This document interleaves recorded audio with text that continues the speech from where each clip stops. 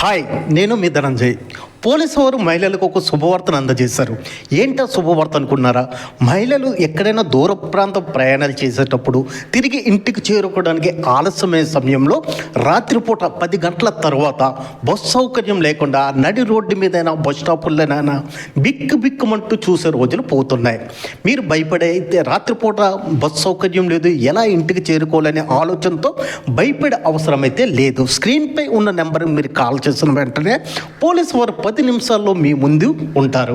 మీ ముందు ఉండి మిమ్మల్ని సురక్షితంగా మీ ఇంటికి చేర్పిస్తారు. ఈ విషయాన్ని 10 మందికి షేర్ చేయండి.